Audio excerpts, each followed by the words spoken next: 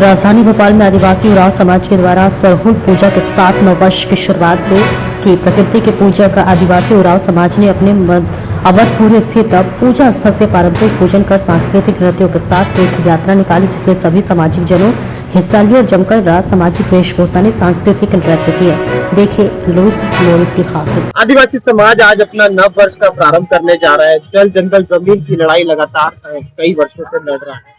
क्या संदेश देना चाहेंगे समाज के लिए? मैं निर्मला प्रधान आदिवासी उरांव सामाजिक सांस्कृतिक समिति की अध्यक्ष हूँ और इस त्योहार के माध्यम से मैं सभी हमारे देशवासियों को, हमारे समाज के लोगों को, उरांव, मुंडा, खड़िया, संथाल हो, सभी प्रकार के आदिवासियों को मैं शुभकामनाएं देती हूँ और त्योहार की हार्दिक बधाई देती हूँ। इस त्योहार के माध्यम से हम लोग जितने भी देश के आदिवासी लोग हैं वो प्रकृति की पूजा करते हैं और जितने भी कोमल पत्तियां हैं वो लोग वो उसको हम तभी ग्रहण करते हैं जब इसकी पूजा हो जाती है। और कहा जाता है कि आज के दिन से हमारी जो पारंपरिक पूजा है उसमें 2 मटके रखा जाता है। आज चूंकि चैत्र पूर्णिमा है तो सूरज सभा पर होता है और इस दिन से ये हमारे पूर्वज लोग वैज्ञानिक तरीके से मटका में पानी भरा जाता था और उसका आर्द्रता देखी जाती थी।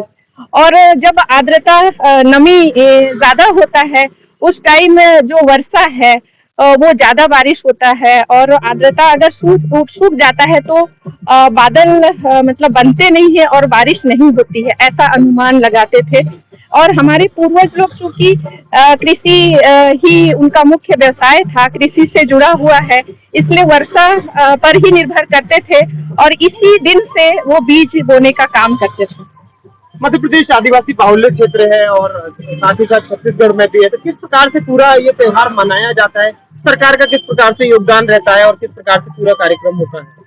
जी, चूंकि छत्तीसगढ़ जो है ये आदिवासी बाहुल्य क्षेत्र है तो यहाँ पर स्थानीय तौर पे प्रशासन की तरफ से चैत्र पूर्णिमा को सरहुल पूजा के लिए अवकाश घोषित किया है, क्योंकि हम लोग आदिवासी लोग पूरा डूब जाते हैं 1-2 दिन, बल्कि 1 महीने पहले से तैयारी करते हैं, तो इसीलिए 2 दिन का तो अवकाश बनता है लेकिन 1 दिन अवकाश मिला हुआ है। लेकिन मध्य प्रदेश में ऐसा नहीं है। 2000 के बाद कई लोग जब विभाजन हुआ तो छत्तीसगढ़ भी चले गए, तो यहाँ पर कम आदिवासी लोग बचे हुए हैं। लेकिन हम लोग कोशिश करते हैं कि हमारी जो परंपरा है, चाहे वो कितने भी दूर रहे, हम लोग अपने परंपरा को हूबहू ना सही लेकिन वैसे ही मनाने की कोशिश कर रहे हैं। निर्मला जी, लगातार मध्य प्रदेश में भी उरांव समाज की एक बड़ी संख्या है, उरांव आदिवासी समाज की।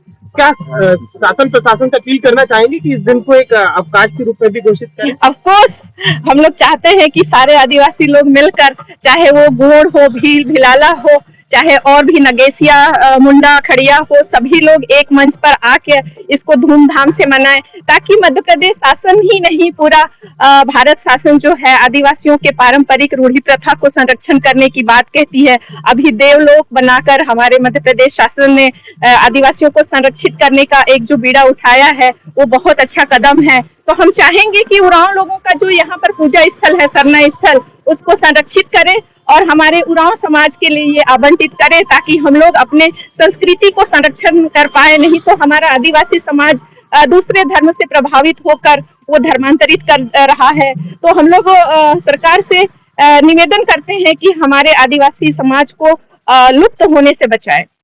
परिचय दीजिए। निर्मला प्रधान, उरांव आदिवासी सामाजिक संस्था की मैं अध्यक्ष। आज आदिवासी समाज एक नव वर्ष की शुरुआत हो रही है, बड़ा कार्यक्रम का आयोजन किया। क्या है पूरा कार्यक्रम? मैं महेंद्र कुमार भगत, आदिवासी सरना समिति सदस्य और उसके संरक्षक हूँ। आज भोपाल ही नहीं, मध्य प्रदेश नहीं, पूरे राष्ट्र में इस पूर्णिमा के बाद हमारा नया साल शुरू होता है और इस अवसर पर हम लोग, जैसा कि आप सभी जानते हैं, प्रकृति की पूजा करते हैं, प्रकृति के साथ रहते हैं और उसी के साथ समाप्त हो जाते हैं।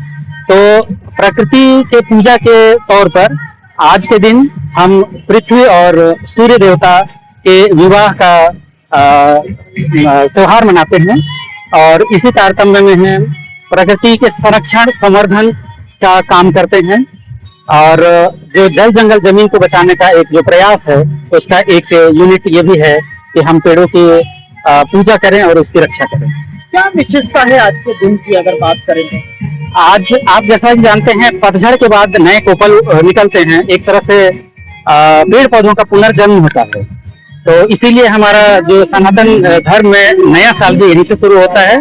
तो आज का महत्व यही है कि ये प्रकृति के परिवर्तन का एक समय है और उसी समय को हम लोग सेलिब्रेट करते हैं। इस त्योहार को मनाने की किस प्रकार से पूरी प्रक्रिया होती है, किस प्रकार से मनाया जाता है? पारंपरिक रूप से सरई का जो साल का वृक्ष होता है, साल में नए फूल और कोपल आते हैं, तो उसको हम प्रसाद के रूप में धर्मेश यानी हमारे आराध्य को अर्पण करते हैं और उसी को प्रसाद के रूप में हर घर में बांटते हैं।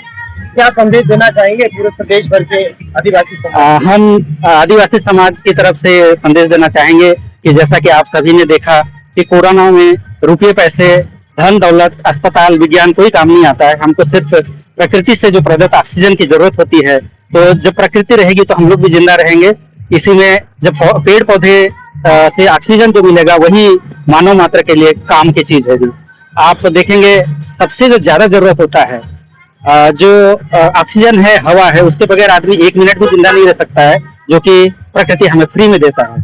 पानी हमको फ्री में मिलता है, और अन्न जो है वो भी अन्न पैदा करने के लिए प्रकृति को कोई टैक्स नहीं चुकाना पड़ता है, कोई पैसा नहीं देना पड़ता है। तो हमें इन सब की जो है ना रक्षा करनी चाहिए, तभी हम अगली पीढ़ी को एक स्वस्थ माहौल, स्वस्थ समाज बना सकते हैं। पुनः परिचय आपका? मैं महेंद्र कुमार भगत, उरांव सरना सामाजिक संस्था का फाउंडर मेंबर और वर्तमान में सर।